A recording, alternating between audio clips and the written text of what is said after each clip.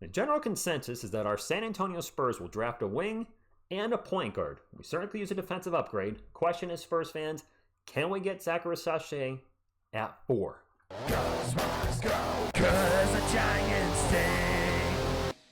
What is up, San Antonio Spurs fans? Welcome to TSR Sports. Came across an article today from a sea of blue that have the Houston Rockets drafting one of the two Kentucky guards. And I thought, you know what? If that happens, that certainly gives a chance to leave Risacher at 4. So let's go over this real quick, and then I'll give my 2 cents here on some things that could play out. So SB Nation has the Rockets taking Dillingham at 3. NBA.com has them taking Dillingham at 3 as well. ESPN has them taking Reed Sheppard.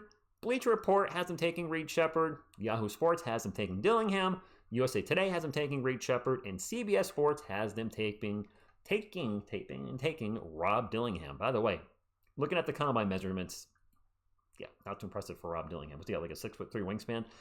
That being said, the Rockets do have a lot of wings. So maybe it makes sense that they would not take Zaccharie Risacher. In that article I just showed you, those mocks had the Rockets taking Rob Dillingham 4 times. They had them taking Reed Sheppard 3 times. I have seen the occasional mock draft have Zaccharie Risacher going to the Rockets, but I don't think that's likely. What I think is going to happen, Spurs fans, I think it's pretty generally, barring something weird happening or barring trades, the Atlanta Hawks are likely to take Alexander first overall. I'm seeing a lot of mock drafts have the Wizards take Donovan Clingan. The Rockets, one of the Kentucky guards. So at the 4 spot, Zaccharie Risacher certainly works for me. He would be, I think he would immediately, hopefully, be an improvement over Julian Champagnie. No offense, Julian Champagnie. If the Spurs have concerns that the Rockets may take Zaccharie Risacher at 4, we could also trade some picks to swap with Washington. I can't see any way, shape, or form or place for the Rockets draft Clingan. They don't need a center. So the Wizards could take him at 4. Or the Wizards could draft Zach at 2, and then we draft Clingan at 4, and then we make a trade that night. Certainly a possibility. If the Wizards want and draft Zaccharie Risacher, then of course there's no chance we're getting him. That's out of the question. I would like him at 4, and then at the 8 spot, if we decide to draft 2 first-round picks upcoming in June, then best guard available. Would Nikola Topic be a player that you would still want at 8? A lot of concerns with his knee. I'm seeing rumors of possible ACL sprain. Some people have said ACL tear, but I haven't seen anything official yet. But two knee injuries to the same knee, and I think it was his left knee, correct me if I'm wrong, in a short time, in a span of 5 months, doesn't make you very confident in using a really high pick on him. If we took a chance at 8, if he's showing, this is just a minor setback, then sure.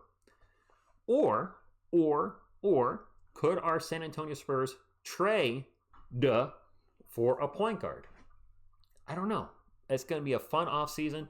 Expect the unexpected. That's one thing I know, Spurs fans, is expect the unexpected. This week has just totally shook up the NBA lottery with the Hawks jumping to number 1 with now the Nikola Topic injury. We have the Combine now. I'm hearing Bronny James is killing it in the Combine. I'm like, what, really? Some people are saying he could be a first-round pick now. I was like, so just everything is a giant question mark. I was pretty sold on Rob Dillingham. Now when I'm looking at his measurements, that concerns me. You're going to put Rob Dillingham on Nikola Topic in my head now. You're going to put him on Luka Doncic?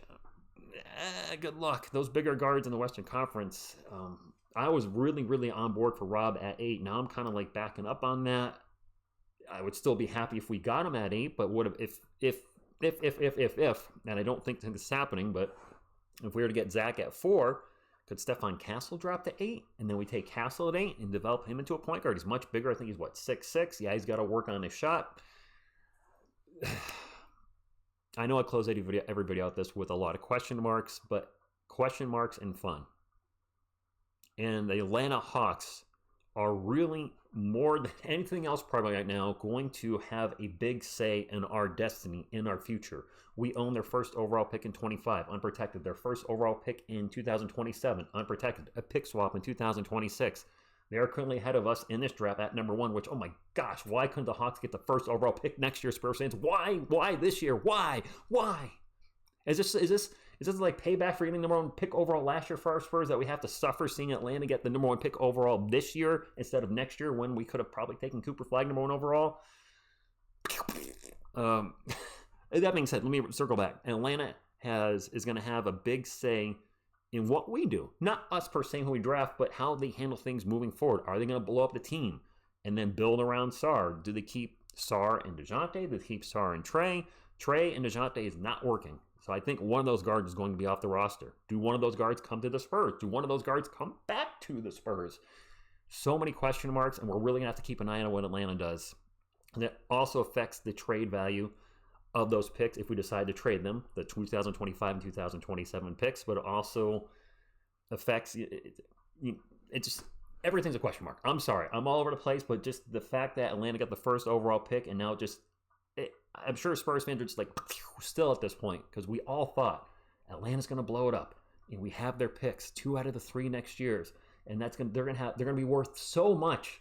And now with that first overall pick to Atlanta, we don't know what their worth is yet because we don't know what they're going to do. Quite frankly, I don't think they know what they're going to do either. So we'll keep an eye on that. If there's any big Atlanta news, certainly we'll cover it on here because it's going to directly and indirectly affect our Spurs. And that's all I got. So hopefully Zach's available at 4. After doing last night's NBA mock draft and having you guys comment about some of the situations happening with the Rockets, I think he could be available at 4, and I'd be very happy to welcome to our San Antonio Spurs. Hey, if you're still here right now and you haven't hit the subscribe button, make sure you do so. We have an absolutely awesome San Antonio Spurs community. Hit the like support the channel, and drop a comment down below. Zach's there at 4. Are you drafting him? Thank you, and as always, go Spurs go.